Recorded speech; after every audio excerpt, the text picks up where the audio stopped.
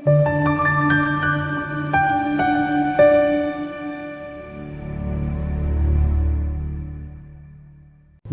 kakhulu ukukhuluma nawe kama kupastor ngitsheleni Fliki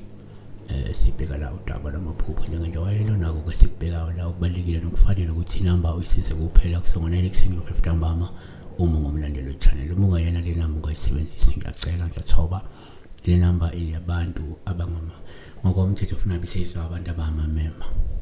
phela kodwa ke siyayivula ukuthi nomuntu njengomlandeli wechannel uze non-paying member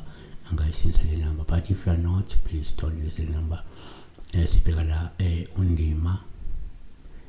Ndimane Neli should Ndimane Neli ibongo esisha ke lesibongo eqala ukusizwa uNdimane Neli 10 uthi sawubona mfundisi ngicela ukubuza uphupha ulwembu lwamaxoxo empuleni oclean ulwembu lwamaxoxo thina ngakithi besithi ingubo zamaxoxo ilento egreen omunye ngathi alga or algae or alga omunye ngathi river moss omunye ngathi river weed into ehlaza eba emanzini iba hlaza iba green naku singakusho ke when you see the alga or a river moss or river weed or ulwembu lwamaxoxo or ingubo zamaxoxo. So number 1 ngokujwayelekile la uma uphupha ingubo zamaxoxo sisitshela njengopawuluba ma zingcolile lokhu kuyakhomba isichitho esuke sikhona kanye nokubambeka nje kwempilo yabo okusho ukuthi kumele usukume uzihlambulule into eyisichitho nento ezingabamba impilo yakho yabo 2 kwesinye isikhathi uma uphupha lezi ngubo zamaxoxo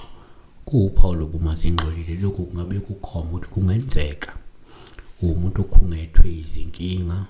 noma uzokhungathwe inkinga lencindezi esikhathini esizayo. 3 ngokwesintu kuwuphawu uma uphupha ingubo zamaxoxo kungawuphawu oluhle uma ziluhlaza futhi zihlanzekile lokho kungakhomba ukuthi kungenzeka umuntu owembethwe imimoya noma umoya ikakhulukazi umoya oyisidalwa samanzi so angazibona ke lezi ngubo zamaxoxo ezinhle lapha noma ke leyo river moss noma leyo river weed hlaza kukhomba ukuthi umuntu wemimoya noma umuntu kamoya kodwa wembethwe lesi sidalwa samanzi. Ngeke ngazi ukuthi isona siphi ngoba ke izidalwa zamanzi phela zahlukahlukene kodwa kukhomba lokuthi wembethwe lesi sidalwa samanzi. Omunye angathi mhlawumbe ngaba inzuza omunye angathi no lento ingaba mhlawumbe indawo spirit omunye mhlawumbe angayi associate kakhulu noma balosi. It depends on the person osuke azi ukuthi unamabhodla lento ikhomba lo moya oyisidalwa kakhulu esizinze emanzini. Number 4 kuyenzeka futhi ngesikhathi uphupha ingubo zamaxoxo ube uPaul uhlumazi luhlaza futhi zihlanzekile okungabuye kukhombe ukuthi umuntu ongalindele isimo senhlanhla nezinguquko ezingcono noma ke impilo enhle nenhlala kahle ezayo yabo. Number 5 futhi umphupha lezi ngubo zamaxoxo kungaba uPaul uhlumazi luhlaza futhi zihlanzekile ngoba kulungabuye lukhombe la ukuthi empeleni kumele uzisebenzise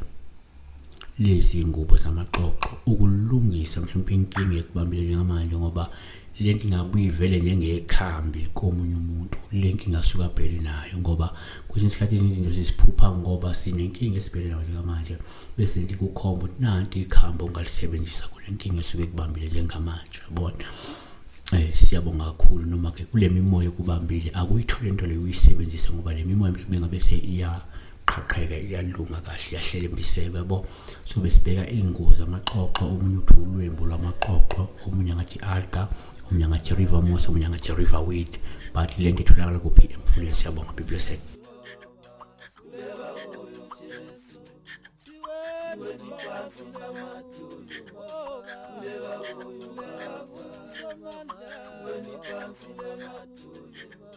Kuleka kuyo Jesu.